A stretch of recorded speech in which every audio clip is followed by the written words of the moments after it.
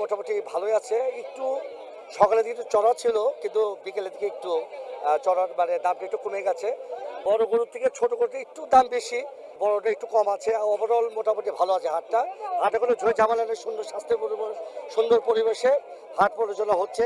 আর যারা দায়িত্ব আছেন তাদের ধন্যবাদ যে কোনো জ্ঞান জানদাই নেই, কৃষকরা ভালো মতন ন্যায্য দাবি পাবে ইনশাল্লাহ।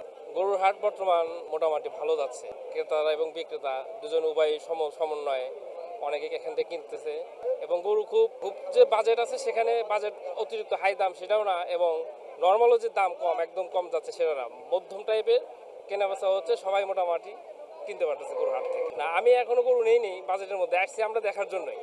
আমার বাজেটের ভিতর হয় নাই এখনো, দেখতেছি হয়ে গেলে ইনশাল্লাহ নিয়ে নেবো ইনশাল্লাহ। বড় করে কেনা দেবো।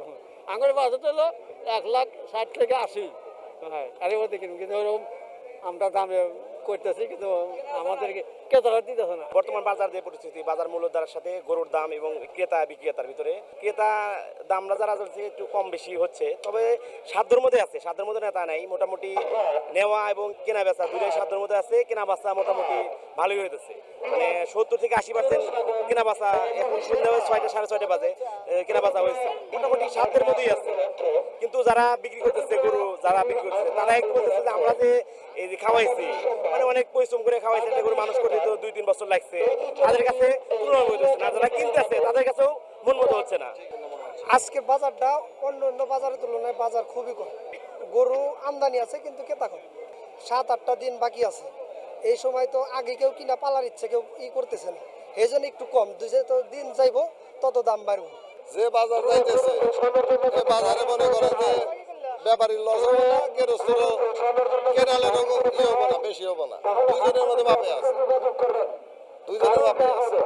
আমাদের সিরাজগঞ্জ জেলায় প্রায় এখনকার গবাদি পশুর আমরা প্রায় 17,723টার মতো আমরা এ পর্যন্ত কোরবানির জন্য গরু প্রস্তুত করে রেখেছি, এবং মোট 16,057টা খামারের মাধ্যমে, এবং প্রান্তিক পর্যায়ে যারা 1টা 2টা এইভাবে করে তারাও সংখ্যায় খামারের সংখ্যার মধ্যে ইনক্লুড নেয় ওনারা। এরা মোটামুটি প্রাকৃতিক উপায়ে মোটা তাজা করতেছে। এবং আমাদের সিরাজগঞ্জ জেলার চাহিদা 2,53,000-এর মতো, এবং বাদ বাকি যে 3,23,000 সেগুলো আমরা দেশের বিভিন্ন জায়গায় কোরবানির উপলক্ষে ওখানে ওরা বিক্রি করে আর কি।